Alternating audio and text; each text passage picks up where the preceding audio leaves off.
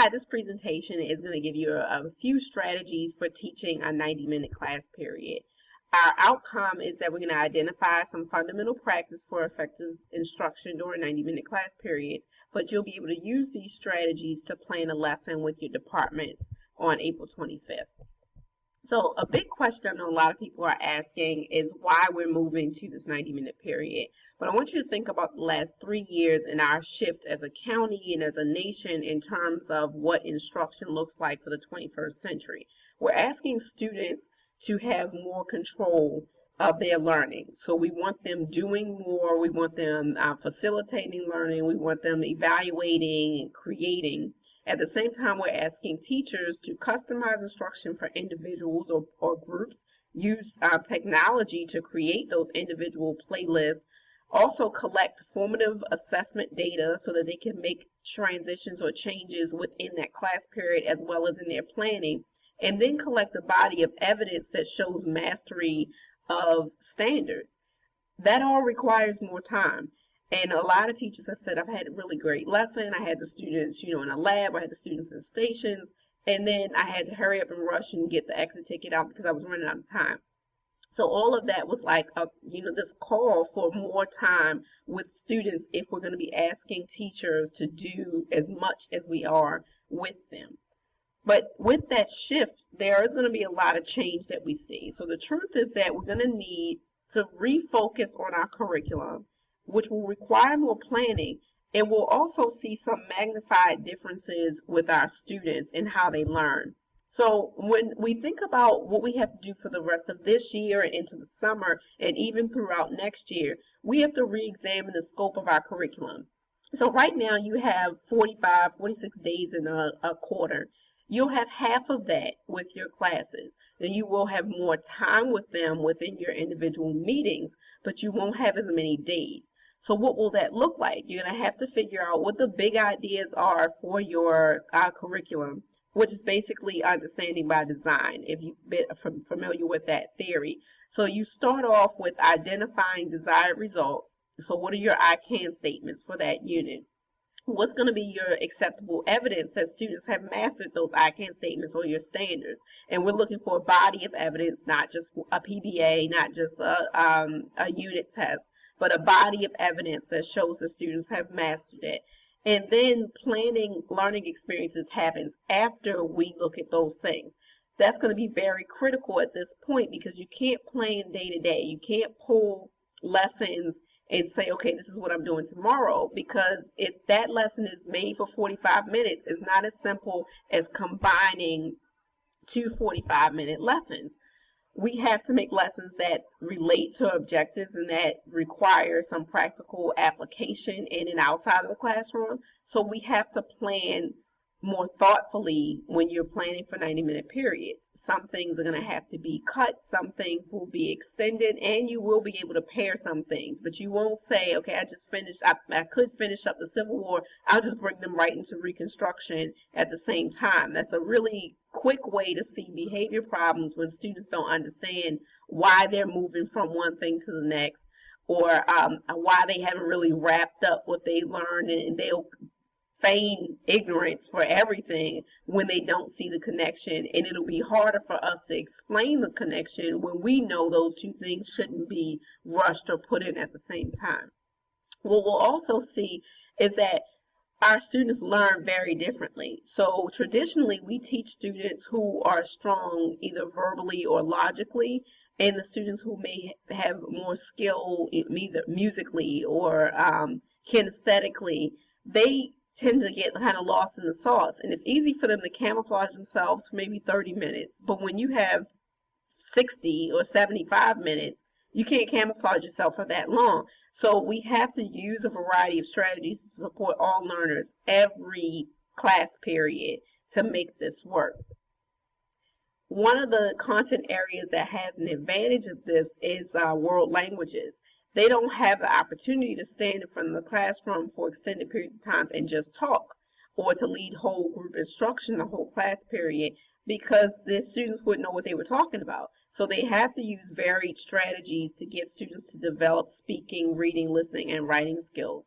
So I want us to watch one of our master teachers in the World Languages Department really teach students in a way that is cooperative, something that could have been very teacher-centered. 你最喜欢课是什么？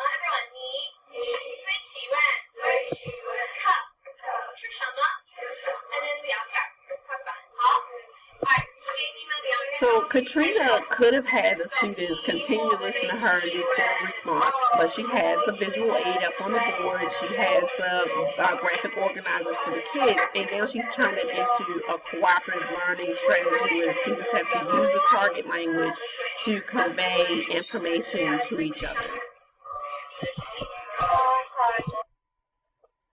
Lecture is limited in these types of classes because, like I said, they can't get that information from hearing the teacher when they don't speak the language. That is the same thing when you have a 90-minute period. Who wants to listen to a teacher talk for 90 minutes? You know what it's like to be in a faculty meeting that's long. You have to break up the time. You have to use different strategies. So here's some best practices for 90 minutes. Chunking the class period. By doing that and having those varied activities, you need effective transitions so that students understand why they're doing one thing to the next. Using multiple intelligence strategies, cooperative learning, active learning, as well as technology. So here's a couple ways you can break down a 90-minute class period. Some people use 3 30-minute sections. Some people use 2 45-minute sections. Some people have 3 20-minute sections with a 15-minute opening and closing.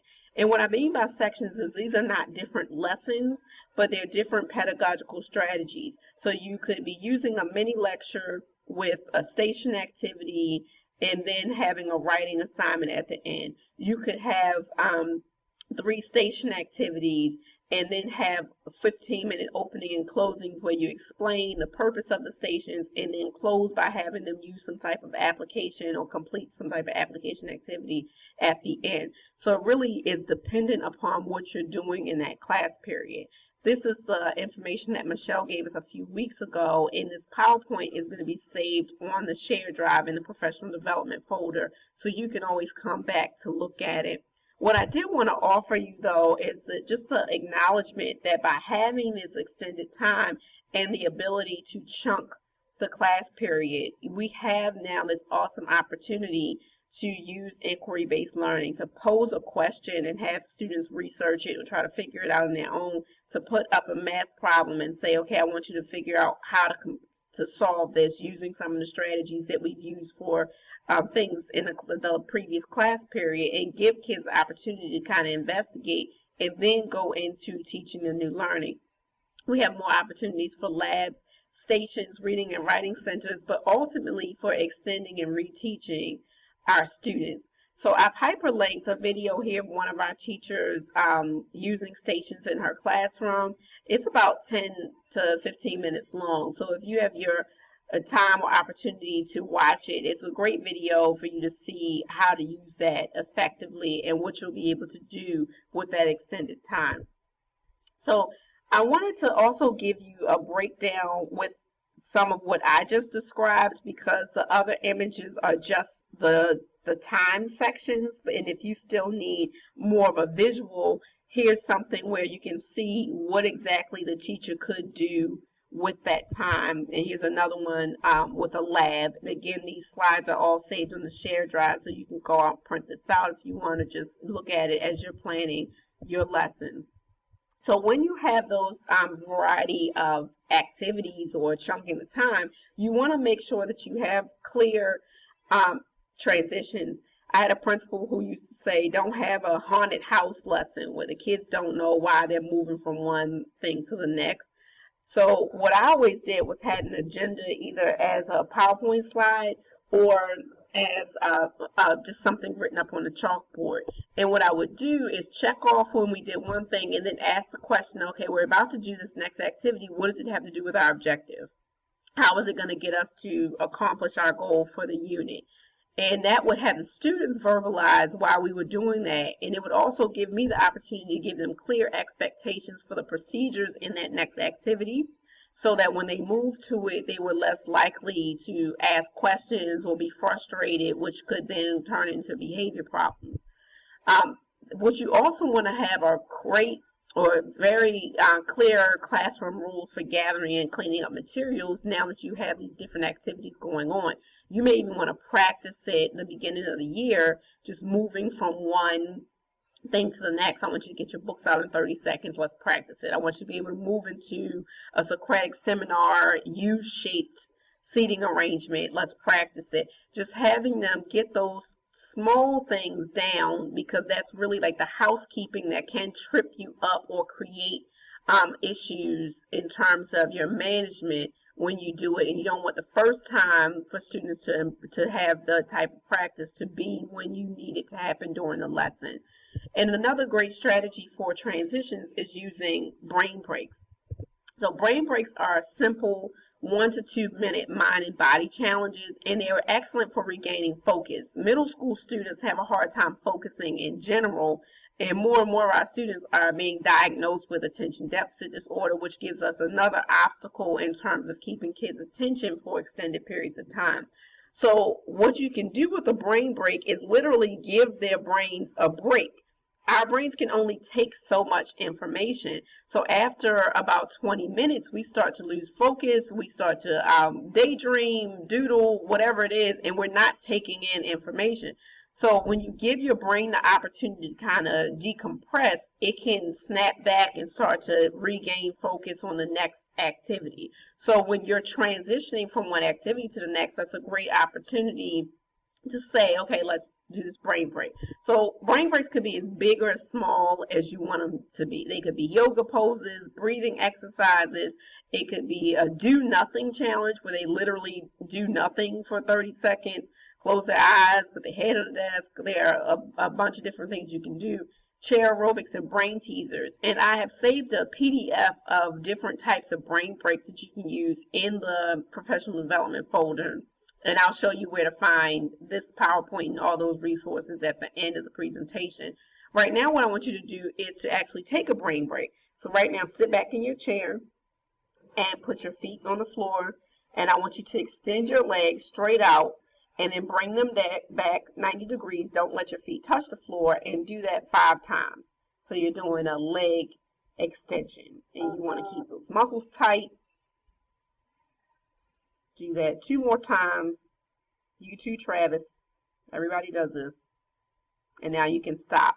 So what you did for that 30 seconds or less was to focus on your legs and not on this PowerPoint. And you get a little bit of a break. Now you can focus on the rest of this presentation. And you're going to take an even longer brain break, hopefully just 1 minute. And I want you to open up the next link for the second part of this presentation after you stretch. All right? Thank you.